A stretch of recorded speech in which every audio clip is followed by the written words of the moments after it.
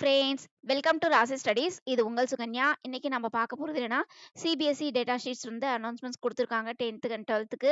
அது மட்டும் இல்லாம 12th ஸ்டாண்டர்ட் ஸ்டூடண்ட்ஸ்க்கு ஜேஇ ஆஸ்பிரன்ட்ஸா நீங்க இருக்கீங்க அப்படின்னா, கண்டிப்பா இந்த வீடியோ உங்களுக்கு தான். ஸோ இந்த வீடியோவை ஸ்கிப் பண்ணாம பாருங்க. இதையும் தாண்டி நீங்க பார்க்குற புது நபரா இருந்தா கண்டிப்பா லைக் பண்ணி ஷேர் பண்ணுங்க. தெரியாதவங்க தெரிஞ்சுக்கட்டும். சப்ஸ்கிரைப் பண்ணுங்க. பக்கத்துல இருக்க பெல் ஐகான் பட்டனை கிளிக் பண்ணும்போது என்னோட நியூ நோட்டிஃபிகேஷன்ஸ் எல்லாமே உங்களோட மொபைலுக்கு ஈஸியா வரும். இப்போ நம்ம ஒரு தம்ப்நெயில் கொடுத்திருந்தோம். இந்த தம்ப்நெயில்ல இந்த சிபிஎஸ்இ டேட்டா ஷீட்ஸ் வந்து அனௌன்ஸ்மெண்ட்ஸ் குடுத்துருக்காங்க. இதுல ஜேஇ ஆஸ்பிரன்ட்ஸா நீங்க இருக்கீங்க அப்படிங்கிற பட்சத்துல இதை மட்டும் மறக்காதீங்க அப்படிங்கிற ஒரு தம்ப்நெயில் கொடுத்துருக்கோம். அது என்ன அப்படிங்கறத டீட்டெயிலா பார்க்கலாம் வாங்க. ஃபர்ஸ்ட் ஆஃப் ஆல் உங்களுக்கு கிளாஸ் 10th உண்டான பப்ளிக் எக்ஸாமுக்கு உண்டான ஷெட்யூல் வந்து அனௌன்ஸ்மெண்ட்ஸ் கொடுத்துருக்காங்க. அது என்ன அப்படின்னு பார்த்தீங்கன்னா, இங்கிலீஷ் வந்து 15th பிப்ரவரி, அதே மாதிரி சயின்ஸ் வந்து 20th பிப்ரவரி, சோசியல்ஸ் வந்து 25th பிப்ரவரி, தமிழ் வந்து 27th பிப்ரவரி, மேக்ஸ் வந்து 10th மார்ச். ஸோ மேக்ஸ் தான் வந்து லாஸ்ட் அப்படின்னு சொல்லி அனௌன்ஸ்மெண்ட்ஸ் கொடுத்துருக்காங்க. அதே மாதிரி கிளாஸ் 12க்கு வந்து ஃபிசிக்ஸை பொறுத்த வரைக்கும் உங்களுக்கு பிப்ரவரி 21 கொடுத்துருக்காங்க. கெமிஸ்ட்ரிக்கு 27th பிப்ரவரி. அதில் வந்து கிட்டத்தட்ட உங்களுக்கு 5 டேஸ்க்கு கேப் இருக்கு. அதுக்கு அடுத்து மேக்ஸுக்கு 8 மார்ச்னு சொல்லியிருக்காங்க. அதே உங்களுக்கு ஒரு நியர்லி வந்து 7-8 டேஸ் கேப் இருக்கு.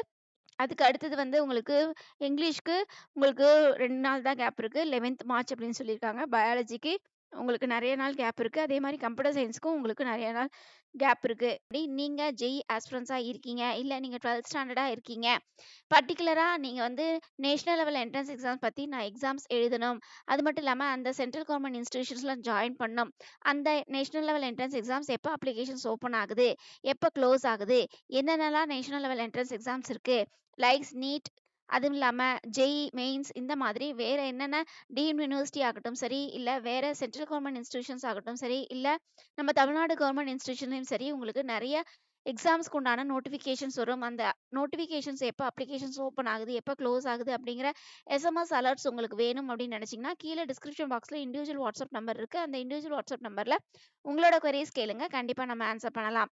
இதையும் தாண்டி பர்டிகுலரா நீங்க 12th ஸ்டாண்டர்டா இருக்கீங்க அப்படிங்கிற பட்சத்துல கண்டிப்பா நம்மளோட சேனலை சப்ஸ்கிரைப் பண்ணிக்கோங்க. அது மட்டும் இல்லாம கீழே டிஸ்கிரிப்ஷன் பாக்ஸ்ல வாட்ஸ்அப் லிங்க் இருக்கு. அந்த வாட்ஸ்அப் லிங்க்ல கண்டிப்பா ஜாயின் பண்ணிக்கோங்க.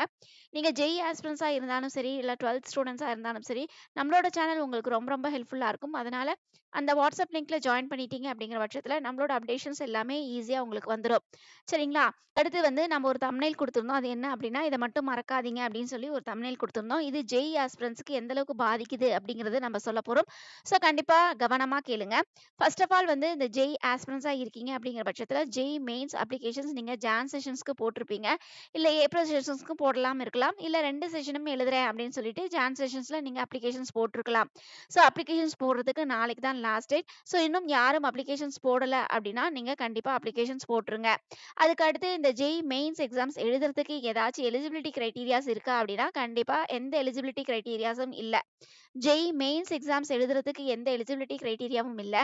ஆனா நீங்க ஜேஇ மெயின்ஸ் எக்ஸாம்ஸ் முடிச்சுட்டு உங்களோட மார்க்குக்கு ஏத்த மாதிரி, உங்களோட பெர்சன்டைலுக்கு ஏத்த மாதிரி உங்களுக்குன்னு பர்டிகுலரா ஒரு ரேங்கிங் வரும். அந்த ரேங்கிங் வச்சு தான் நீங்க கவுன்சிலிங் அட்டெண்ட் பண்ணணும்.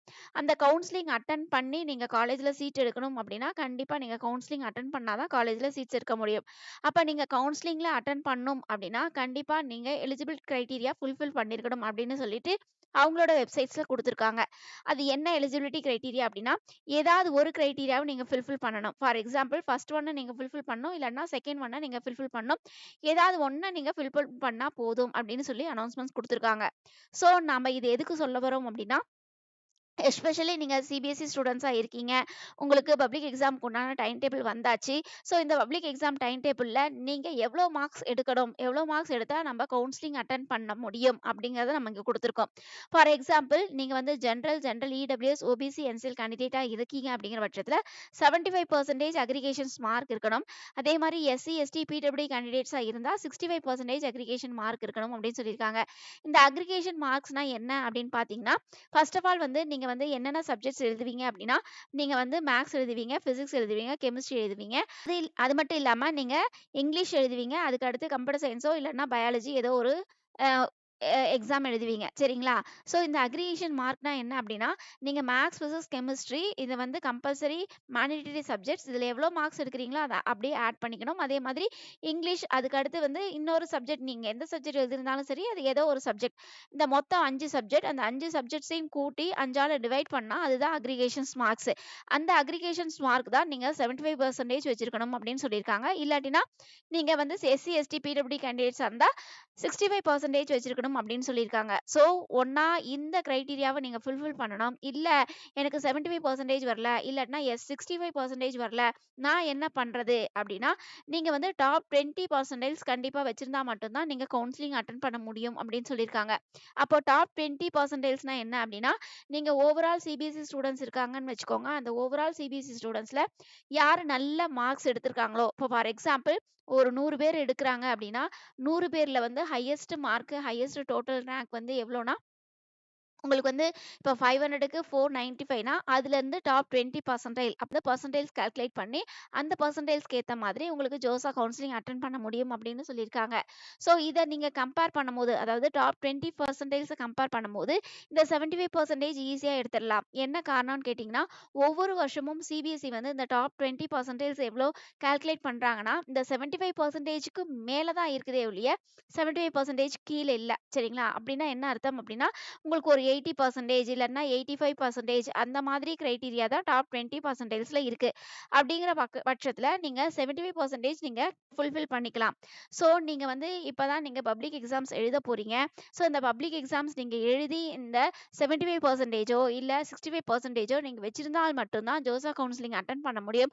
ஜோசா கவுன்சிலிங் அட்டெண்ட் பண்ணா தான் நீங்க ஐஐடிஸ், என்ஐடிஸ்ல சீட்ஸ் எடுக்க முடியும். சரிங்களா? அதனால நீங்க கவனமா இந்த பப்ளிக் எக்ஸாம்ல நல்ல மார்க்ஸ் எடுக்கணும்.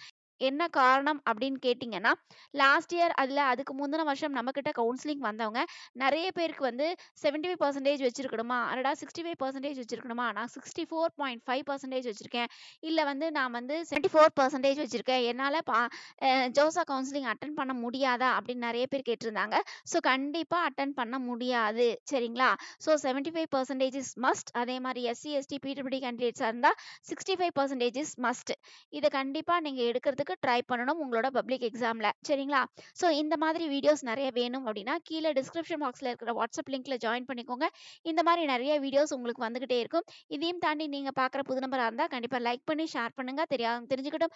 சப்ஸ்கிரைப் பண்ணுங்க. பக்கத்துல இருக்க பெல் ஐகான் பட்டன கிளிக் பண்ணும்போது என்னோட நியூ நோட்டிஃபிகேஷன்ஸ் எல்லாமே உங்களோட மொபைலுக்கு ஈஸியா வரும். Okay friends. Thank you. Bye.